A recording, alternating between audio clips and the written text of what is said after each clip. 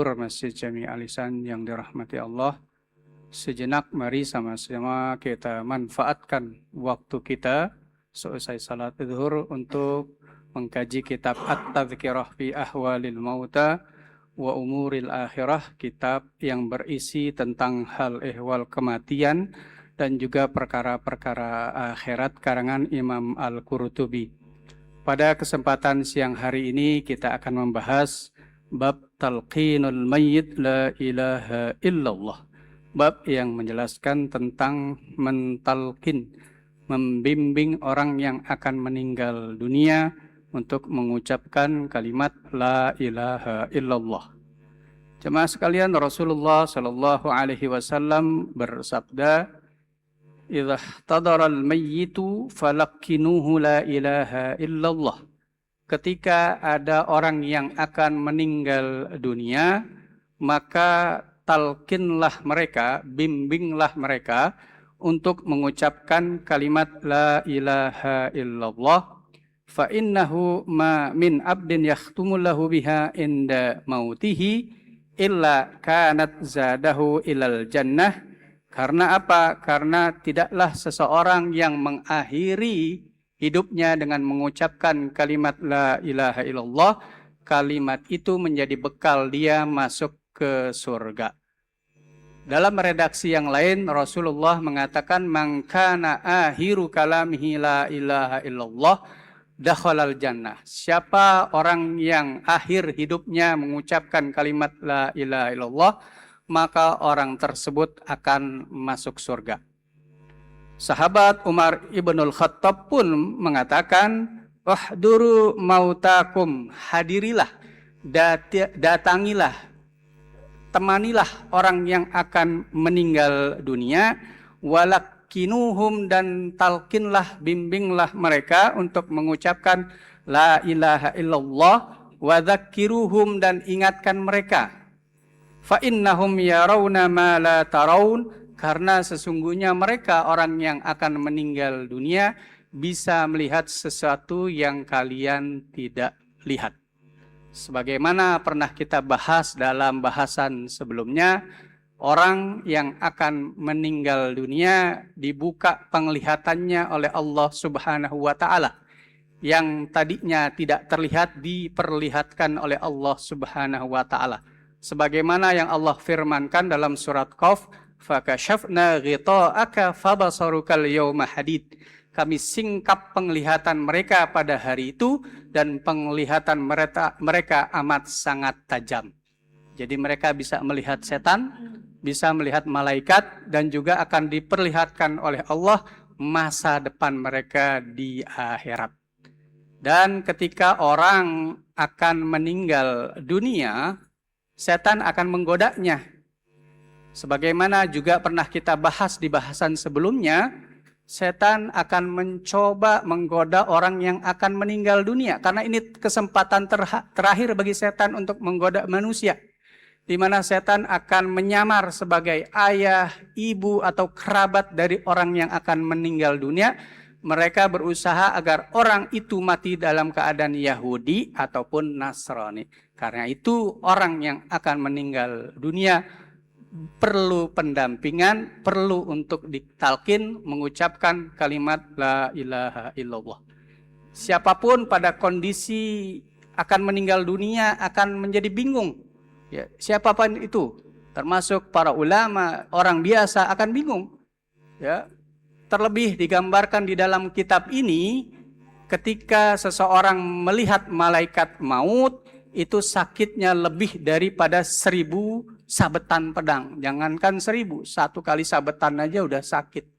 Itu yang dialami oleh orang yang akan meninggal dunia. Karena itu perlu untuk dibimbing, ditalkin, mengucapkan kalimat la ilaha illallah. Adapun teknisnya gimana?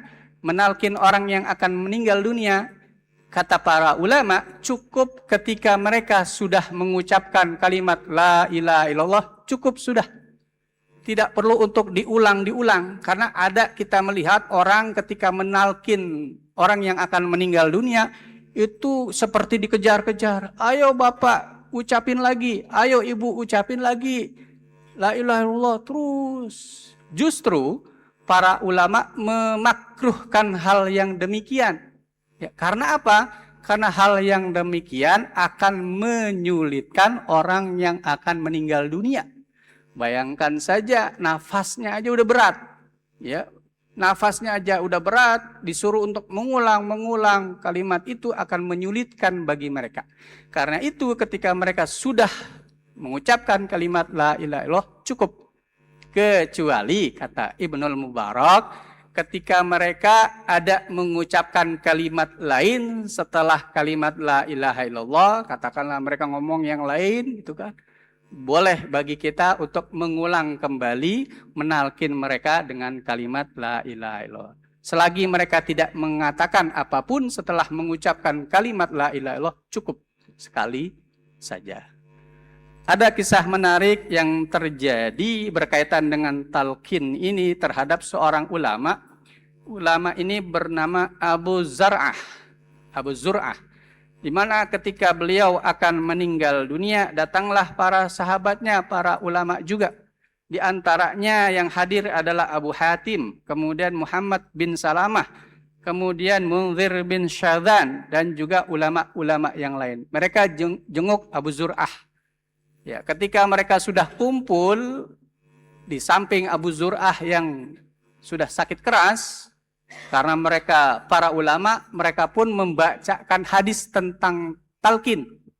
Ya, tapi spesialnya mereka membacakan hadis berikut sanadnya. Sanad itu adalah mata rantai. Ya, jadi kita dengerin perkataan Rasulullah itu nggak langsung dari Rasul kan, melalui ada mata rantai. Gampangannya kita dengar dari guru kita dengar dari gurunya, dari gurunya sampai sahabat, sampai Rasul. Itu yang disebut dengan sanad. Nah, mereka ini sahabat Abu Zur'ah membacakan hadis tentang talqin berikut sanadnya. Ketika mereka sudah bergantian membaca hadis berikut sanad, hadis tentang talqin, maka giliran Abu Zur'ah di tengah sakitnya, beliau pun mengatakan, faqala Abu Zur'ah, haddatsana Abu Asim an Abdul Hamid, telah meriwayatkan kepada kami Abu Asim dari Abdul Hamid ibnu Ja'far bin Ja'far an Salih bin Abi Gharib, dari Salih bin Abi Gharib, an Katsir bin Marrah al-Hadrami, dari Katsir bin Marrah al-Hadrami, an Mu'ad bin Jabal, dari Mu'ad bin Jabal. Nah, ini sahabat Rasul. Qala berkata, qala Rasulullah sallallahu alaihi wasallam, berkata Rasul sallallahu alaihi wasallam, man kana akhiru kalamihi la ilaha illallah dakhalal jannah. Siapa yang akhir kalimatnya ketika hidup di dunia adalah kalimat la ilaha illallah, maka ia akan masuk surga. Lengkap sudah hadis berikut sanadnya. Tidak lama setelah Abu Zur'ah membacakan hadis tentang talqin ini, beliau pun menghembuskan nafas terakhirnya. Sebuah akhir yang sangat indah dari seorang ulama. Ya, beliau mengakhiri hidupnya dengan membacakan hadis tentang talqin secara lengkap.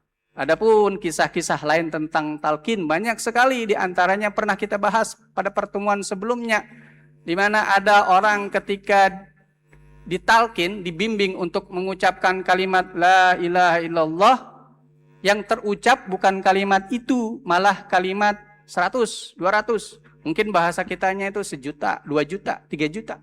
Terus orang yang menalkin sabar, ayo Pak ucapkan la ilaha illallah.